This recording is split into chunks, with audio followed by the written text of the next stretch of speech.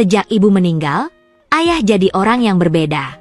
Dulu hangat dan ceria, sekarang dia hanya diam dan mengurung diri di kamar. Tapi semua berubah ketika aku tanpa sengaja membuka lemari yang selalu dia kunci rapat. Setelah kepergian ibu 2 tahun lalu, hidup kami terasa seperti film yang diputar dalam warna hitam putih. Datar, sepi, sunyi. Tak ada lagi aroma masakan khas ibu yang dulu selalu memenuhi dapur setiap pagi. Tak ada lagi tawa hangat saat kami duduk bersama di meja makan. Dan yang paling terasa, tak ada lagi sosok ayah yang dulu aku kenal. Ayah berubah total. Dulu, beliau adalah orang yang paling cerewet di rumah.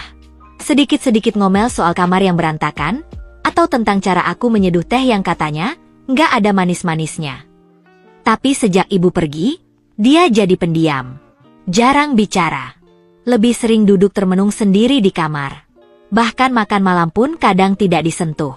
Seolah hidupnya ikut mati bersama kepergian ibu. Aku berusaha keras untuk menjaga rumah tetap hidup. Memutar lagu kesukaan ibu, membersihkan taman yang dulu selalu beliau rawat, bahkan mencoba memasak resep favorit keluarga. Tapi tetap saja, ayah seperti tak mau diajak kembali. Ada dinding tinggi yang dia bangun antara dirinya dan dunia, termasuk aku. Tapi yang paling membuatku penasaran adalah satu lemari kayu besar di pojok kamar ayah. Lemari tua berwarna coklat tua dengan gagang perak, yang sejak pemakaman ibu selalu dikunci rapat.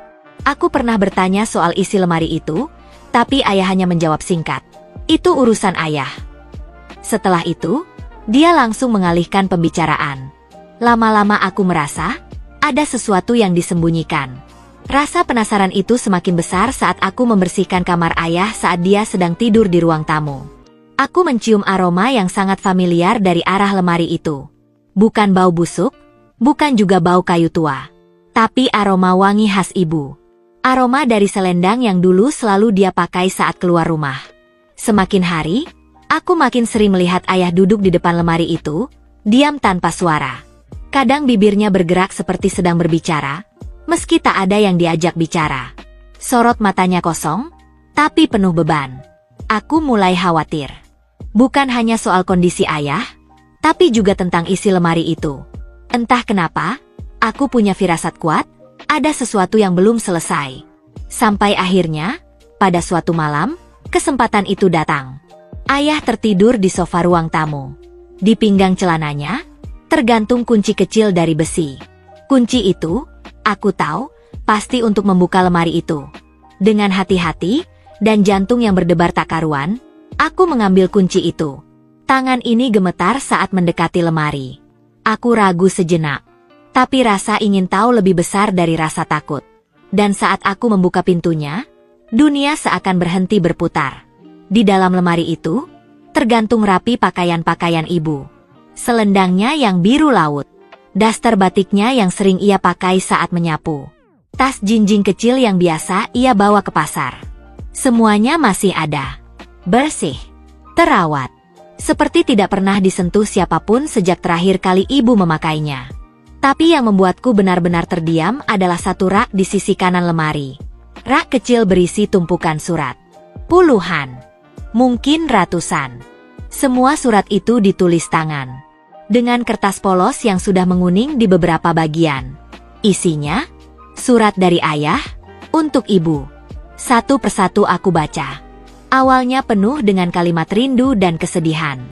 Ayah menuliskan bagaimana hari-harinya terasa hampa tanpa ibu. Bagaimana setiap sudut rumah mengingatkannya pada kenangan yang tak akan pernah kembali. Beberapa surat bahkan bernada marah. Bukan marah pada ibu, tapi marah pada diri sendiri. Pada dunia. Pada keadaan. Pada kenyataan bahwa tak ada yang bisa dia lakukan untuk mempertahankan orang yang paling dia cintai. Lalu aku menemukan surat yang paling baru. Tulisannya masih segar. Bahkan tintanya belum benar-benar kering. "Bu, aku bohong ke anak kita. Aku bilang semua baik-baik saja. Tapi sebenarnya, aku masih belum bisa tidur tanpa bayanganmu di sisiku. Aku masih duduk di depan lemari ini tiap malam karena aku takut lupa aroma bajumu. Aku takut aku bakal terbiasa hidup tanpamu, Bu. Dan itu, yang paling aku takuti." Aku menangis. Untuk pertama kalinya, aku benar-benar paham. Selama ini ayah bukan menjauh. Dia hanya berusaha bertahan. Menyimpan semuanya sendiri. Luka, rindu, kehilangan, semuanya dia telan dalam diam, agar aku tak ikut hancur. Tapi itu justru membuatnya hancur perlahan-lahan. Beberapa hari setelah itu, aku mulai mencoba hal kecil. Menyeduh teh hangat dan membawanya ke kamar ayah.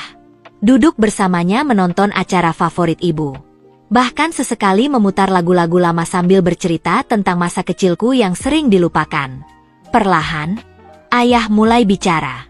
Dia bercerita tentang ibu. Tentang betapa besar cintanya. Tentang betapa hancurnya dia saat ibu pergi mendadak karena sakit yang tak terdeteksi. Tentang bagaimana dia menyalahkan diri sendiri karena tak menyadari lebih awal. Dan tentang betapa takutnya dia melupakan semua kenangan tentang ibu. Ayah nggak siap, nak. Rasanya, kalau lemari itu kosong, ayah seperti benar-benar kehilangan semuanya. Katanya pelan suatu malam. Aku menggenggam tangannya dan berkata, ibu memang sudah nggak ada ya. Tapi kenangan tentang ibu nggak harus disimpan di balik pintu lemari.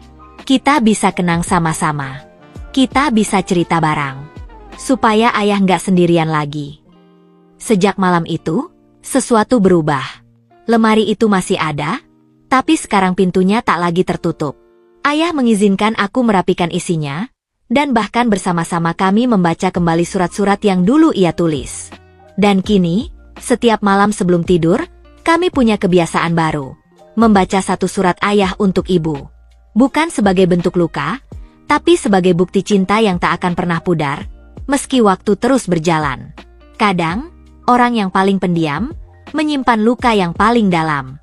Kita tak pernah tahu apa yang seseorang sembunyikan di balik diamnya. Tapi satu hal yang pasti, semua orang butuh ditemani untuk pulih. Kalau kamu punya orang tua, peluk mereka hari ini. Dan jangan pernah biarkan mereka menanggung semuanya sendirian.